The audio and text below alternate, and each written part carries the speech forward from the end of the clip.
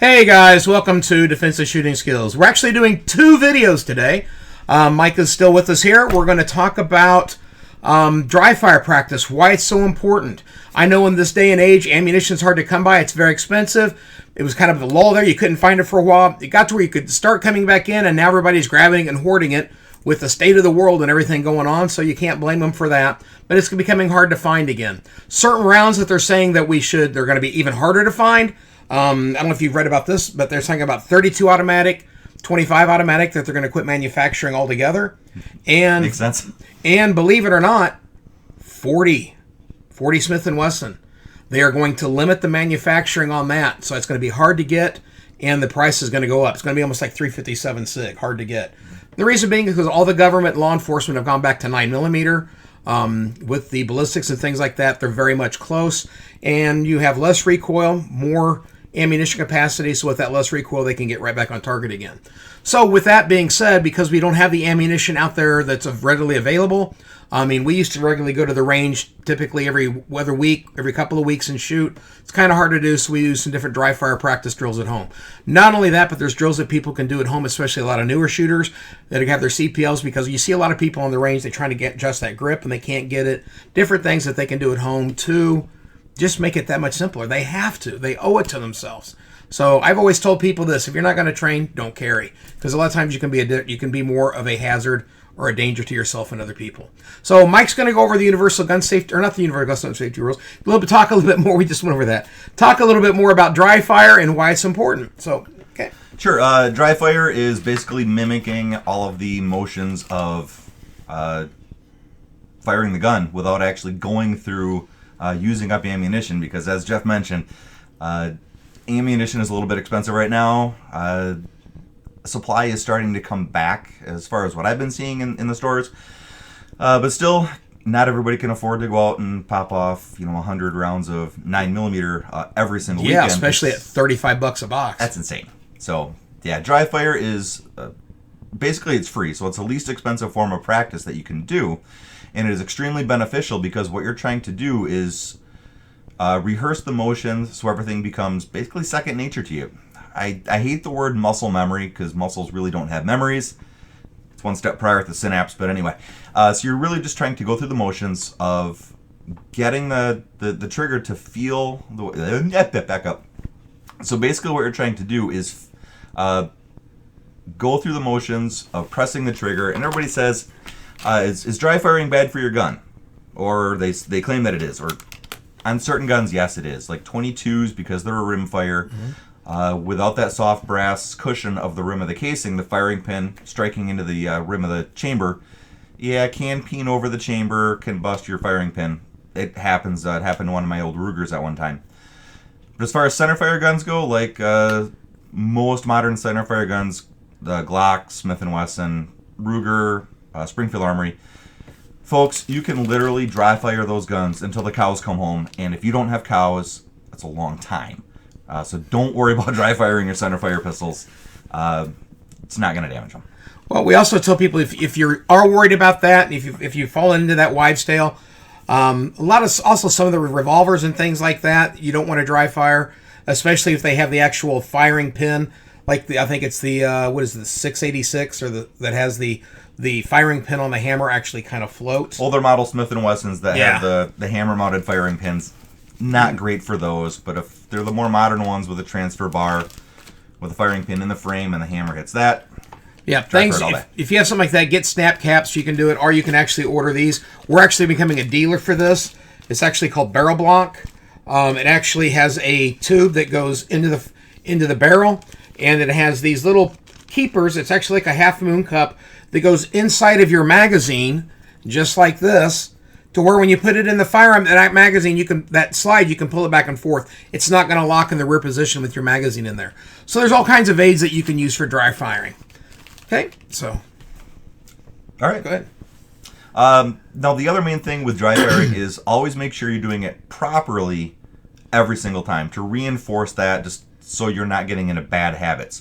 Just sitting here in your lazy boy watching Jack Bauer on 24, rack your slide, click, rack your slide, click, rack your slide, click.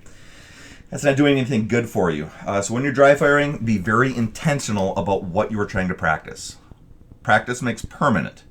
Perfect practice makes perfect. Absolutely. So always do everything the exact same way, perfectly every single time. And we're actually going to show you some of those things to practice here in a little bit. Yeah, we're going to be going down to our training center, down where we teach classes and going through that. And what Mike said is absolutely, practice makes perfect. The thing is imperfect practice makes imperfect training. I mean, if you're not going to practice correctly, your outcome is not going to be correct. So practice correct. Like you guys have all probably heard what's the saying? The epitome of stupidity is doing the same thing over and over and expecting a different reaction. Yep. With firearms, it's almost the opposite. You want to do the same thing over and over, but you want to do it correctly. You want to have that memory. It's not really muscle memory. We just need to keep that neural pathway from the end of our finger to our brain on how to train. Some of the things that we talk about when we talk about doing this, we tell people that they need to do this on a monthly basis. I tell people to have an area in your home you never have any live ammunition. Go back there, practice drawing your firearm. Practice drawing your firearm. The first time you start practice it, doing it 2 or 3 days in a row, 30 to 40 times. Then do it a couple of times a month where you keep that connection between your hand and your firearm and your brain. The reason being is because if you're involved in a shooting situation, with adrenaline going, the blood flow is constricted in your fingers, actually pushes it to the core. When that happens, you lose that sense of touch. So you need to continue to practice that. Another reason we say to do it every month is because the way you carry in January is going to be different than the way you carry in July. Different clothing, different things of that nature. So you need to practice every month. Not only that, but after 30 days, that connection starts to dissipate. Shooting is a diminished skill. It's not like riding a bike. It is a diminished skill. If you don't practice, it will go away. So you guys, we're going to take a break here. When you see us again, we're going to be down at the range, not really at the range, but at the studio where we train, going through some things down there. So we'll catch you in a few. Hey, Jeff and Mike here again. We are actually at our training studio, and we're going to talk about dry fire practice, so I'm going to give this over to Mike. All right, welcome back, everybody. As far as dry fire goes, dry fire is basically going through the motions of shooting, but with no ammunition. So we're going to be demonstrating how to practice that properly today for you. And I've actually got a little training aid for you here to show you what I use to dry fire practice at. This little dot here, smaller than a dime. And what I'm going to do is I'm going to tape this on the wall at about shoulder height. So I'm going to put my arm straight out like this, and wherever my arm contacts the wall, that's about where I want the dot. So as the firearm is out, I'm normal level like this instead of pointing down, pointing up or anything. But what we saw on here a second ago is the distance that we're doing this from. We're going to be doing this and starting it at 3 inches. Literally, the muzzle of the firearm is going to be this close to the paper target here. The reason for that is we want to have good positive reinforcement as we're doing the dry fire. If we're doing this at 5 yards, and every time the striker goes forward, even with an absolutely perfect trigger press, it's going to bobble off of this dot just a little bit.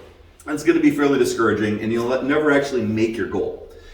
So we're going to start at 3 inches, and what I'm looking for are 25 perfect dry fires in total. Cumulative, not consecutive. If you try to do this at the very beginning at 25 perfect, all in a string, you are never ever going to leave your basement.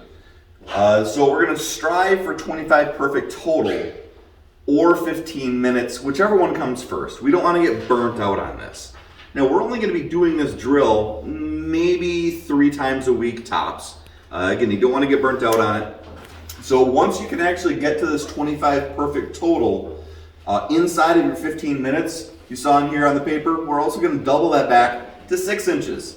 That's all the further you ever really need to do this dry fire practice at. SIG Academy actually calls this the one-hole drill. So, the couple rules that we had as far as some of our safety rules, always keep the firearm pointed in a safe direction. Yes, this is an exterior wall going to the outside. This is a concrete wall on the other side. So, if the worst were to happen and a live cartridge actually did make it into the firearm, there is no chance of the cartridge or bullet projectile leaving this building and going into the neighbors off to the south here. Finger off the trigger until you're ready to shoot, and unload it until you're ready to use. Now, I'm not actually going to be using the firearm, so I do want to make sure that it is unloaded. So as we see here, magazine has been removed, and locking the action open, double checking. I'm going to visually inspect it. I know Jeff said he doesn't care for this too much. I actually like to do it. I want to touch an empty chamber. I would rather have some skin scraped off my finger than risk having an actual live cartridge in here and having a bad day. So with that closed, again, what we're looking for when we do dry fire practice is the perfect way to practice this and rehearse these things the exact same way every single time. You want to have your feet in the same stance every time. You want to have a grip on the firearm the exact same way every time. The gun presented the same way, and finger on the trigger at the exact same place every single time. Now, a couple things with finger placement and where you get this on there. If your finger is too far out on here, sometimes you can actually push the firearm off to the left as you don't have enough finger on there. If you're too far, if you've got the finger all the way up to that first joint, sometimes you don't actually have enough range of motion to get the trigger all the way to the back firing position. Or also, as your finger squeezes and curls around, you can actually yank the muzzle off to the right slightly. So what we're looking for is about halfway between the tip and first joint, right at the raised pad or the arch or the whorl of the fingerprint here. So we're looking at that part right there. It's one of the more sensitive parts on our body, so we'll actually feel the trigger moving a little bit. So again, with stance, there are a couple basic fundamentals that go along with this. There's position, grip, breath control, sight alignment, trigger control, and follow through. And you always start at the top of the list: position, grip, breath control, aiming, trigger control, and follow through. Now, when we're going through that checklist every time we shoot, we're actually going to get into the proper position. I'm going to change the first two. First, I want to have the grip on the gun so I know how to hold it every single time. And then I'm going to go back up to position. So when I do this, to get my proper grip, I'm going to start at a fairly neutral position, kind of set it up. Now I'm a little bit further away right now because I'm not actually doing the press of the dry fire. I'm actually just trying to figure out what my natural aiming area is and my natural grip. So what I do is I'm actually going to close my eyes and I'm going to grab the firearm, point off into this direction, and I notice that my sights are not quite lined up because I don't have the proper grip on. I'm a little bit off to the left. So I'm going to adjust the gun in my grip just ever so slightly. I'm going to close my eyes, point the firearm again. I'm going to open my eyes and look to see where is my front sight in relation to the rear sight. Is it a little left, a little bit right, or is it perfectly centered? Now I had overcorrected that time, so it's a little bit too far to the right. So I'm going to adjust my grip again. Nice high hand, tight crush grip. I close my eyes, point the firearm, relax for a moment, open my eyes, and look, where are my sights in that rear groove? And they're absolutely perfect. So what I'm looking for is I want to memorize a spot of this hand. Is it where my thumb is contacting the frame of the firearm? Is it where my middle finger is actually contacting the back of the trigger guard in this one perfect spot? I want to memorize that spot. And over time, you're actually going to develop this callus right here. From every time you're grabbing the gun in the holster, it's always in that same position. So as it's pointed, you know your sights are going to be lined up. Kind of reduces the amount of time that it takes to actually get shots downrange if you don't have to try to hunt for your sights. So in position, knees unlocked, hips slightly back, shoulders slightly forward. Now with that, I want to get my feet neutral, so my upper body is totally square to the target. I have my perfect grip on the gun. I'm going to do the exact same thing, but I'm not worried about the sights anymore because I know my middle finger at that callus is contacting the underside of the trigger guard in the exact same spot that it was before. So now I want to find out where my body naturally aims on the target. So if I were to close my eyes, point the firearm, and open my eyes, I'm actually about 6 inches to the left of my target out there. So what I'm going to do is I'm going to start dropping my right foot back ever so slightly, about an inch or two at a time, and repeat the process. Now notice my feet are still parallel. I'm not doing the old Jack Bauer where I'm completely bladed to the side, elbow bent, teacupping like this. My feet are still parallel, but I'm going to drop back about an inch. And what this is starting to do, as my foot goes back, my upper body is starting to rotate over to that right position.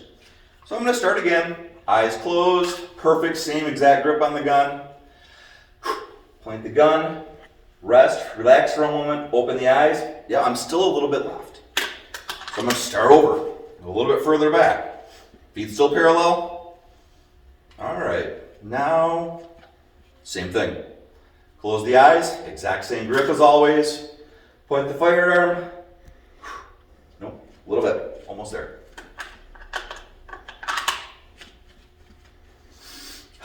And one more time. Perfect grip on the gun. Sights are there, sights are on the target. So now I know when I go to practice my dry fire, my right toes, for me and my body and how I'm built, my right toes are about at this part of my left foot, right here at the bend. So I know that whenever I'm standing and ready to start shooting, I get in this position, so I know as soon as I grab the gun, point and shoot, I don't have to try to look for sights. So you're not quite an isosceles, but you're not quite a weaver. Correct. You're kind of like... Yeah, I'm not going to be completely squared up to the target, both arms locked out. I'm not going to go full weaver with bent elbows and teacupping like this. I want to be facing the general direction that I'm shooting in, and just very relaxed, okay? So now that I know my natural position, my natural grip, now is when I'm going to start getting that 3 inches from my target.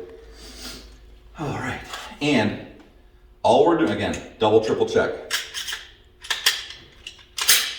So again, I'm going to be starting from roughly 3 inches from the target, and what we're looking for are 25 perfect dry fires. Now I've got my target right now, this little black dot out here, it's, as I put the front sight on that target, it's actually just a little bit bigger than my front sight dot. So I'm actually getting kind of a crescent around that front sight dot, so I can see if I'm going to wobble off a little bit left, a little bit right. Perfect grip, perfect stance. Finger gently on the trigger, halfway between the tip and first joint, and a very soft, gradual, gentle press on the trigger. What we're trying to do is get a little bit of movement out of the trigger, try to feel it move, try to get a little bit more, but don't let it go off.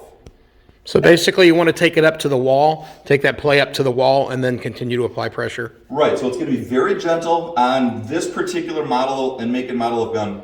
There's a little bit of a squish on the trigger, and we'll get to a little bit harder of a wall with some resistance. Just, ooh, I felt it move, I get a little bit more. Don't let it go click, don't let it go click. Just, ooh, I felt it move, just a little bit more. Oh, there we go. So a very soft, gradual, gentle increase on the pressure of the trigger. In these early stages, yes, you want that click to surprise you. Every shot you fire must be very intentional, because every bullet you launch out of this launching tool, there is an attorney attached to. So you want to make sure that your shots are extremely intentional. But in these early stages of trying to perfect that dry fire, you want those first couple clicks to surprise you. Because if you're trying to rush the trigger and you're thinking, oh, here it comes. Ooh. I don't know if you could see the little bit of wobble in the front of the gun as I pressed and rushed on the trigger, going too quick. And the dip is a very common thing with people who are anticipating the recoil. They know the gun's going to kick up, so what do? They push forward and down on the gun. So that's what we're trying to do here, is reset that trigger pull to get away from the anticipation. I don't like to call it a flinch. So you see right-handed shooters go low left on the target at about 7 o'clock, and people will call that, or the reason for that is a flinch.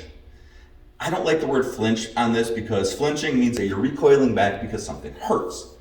Well, the recoil doesn't hurt, it surprises you, so you're anticipating it and trying to counter it. To counter up is pushing down. So basically, instead of a flinch, it's a tense. Yeah, exactly. So again, go very, very gentle, very soft, smooth press on the trigger.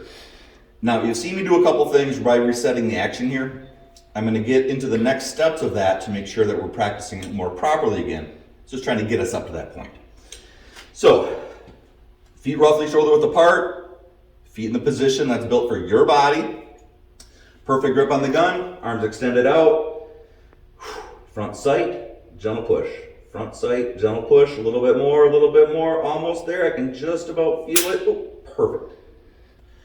Now you see I did not release my finger off of the trigger yet. I want to get a feel for not only pressing the trigger, but also coming back off of the trigger. So just getting kind of used to that. So while my finger is still depressing the trigger fully, I'm going to operate the action to reset the firing mechanism, back up into my shooting position, very gently off the trigger until I hear the click and feel the trigger reset. Click. I don't need to go any further. Extra movement, going to waste some time. So once I've been that back to the reset of the click of the reset, front sight, gentle push, front sight, gentle. Just a little bit more, almost there. Just oh, I felt it move. Oh, there it went. So again, keep your eye. So I caught it too. So finger, press back on the trigger, reset the action, and do it again. Now, Mike, wouldn't you say also that the less movement you have of the finger on your finger on that trigger, the more accurate you're going to be? Because once we start bouncing that gun around, when we're at, say, 15, 20, 25 feet, might be the difference between hitting our target or not hitting the target? Right, yeah. So you start to multiply this out. If you're only moving this far at this close, it's only that little bit. But as you start to spread it out and you get further away, yes, that's going to be a greater miss. Now, with that extra movement on the trigger, yes, you are moving more stuff, so there's more opportunity to pull the gun out of alignment from that target. Yep. So again, once you've been able to do 25 perfect dry fires in under that 15-minute time window, then we're going to double that back to 6 inches. And again, 2, maybe 3 times a week. You don't need to burn yourself out on this. Again, if you have to leave the firearm for whatever reason, the doorbell rings or you've got to go check the mail or anything like that, when you come back to that dry fire area, make sure you double, triple check that gun.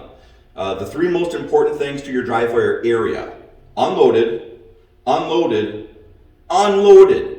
Never ever have live ammunition in that room ever again. So for me at my house, I have a finished basement, pictures on the wall, TV and stuff like that. So when I'm downstairs dry firing, in that part of that basement, I never have live ammunition in that room, ever. I just don't do it because I don't want to accidentally get into the habit of having a live firearm in that room. I don't even take my concealed carry gun down into that room. It's off in a separate area. I keep it in the man cave, in the vault, or something like that. So always make sure that double, triple check your gun. It's unloaded. The reason I like my basement is it's a poured concrete foundation. So if the absolute worst were to happen, I have a complete brain fart and a live cartridge somehow gets into that firearm, it's not going to leave my house and go over to the neighbor's house. So again, once you're done dry firing for the day, you are done dry firing for the day. Because let's say I go back upstairs with my carry firearm, start getting everything back in because I don't have ammunition down there, so I go back up to the bedroom, I start loading my firearm. You know what, and maybe just one more dry fire. Folks, there is no such thing as one more dry fire. When you are done dry firing, you're done for the day. When you go to load it, this gun is now loaded, this gun is now loaded, this gun is now loaded. Out loud 3 times to myself. So I'm telling myself, you're done. So don't dry fire anymore. Because I have a buddy that was dry firing in his basement, putting stuff back in the safe, not paying attention, and doing all sorts of things like that. Says, just one more dry fire. Said it was one of the 2 loudest things he's ever heard in his life. Was a 10 millimeter going off in his basement. So when you're done dry firing, you're done. Set the gun down for 15 minutes, walk away, do something else to clear your mind of seeing a target like this on the wall and saying, oh, one more dry fire.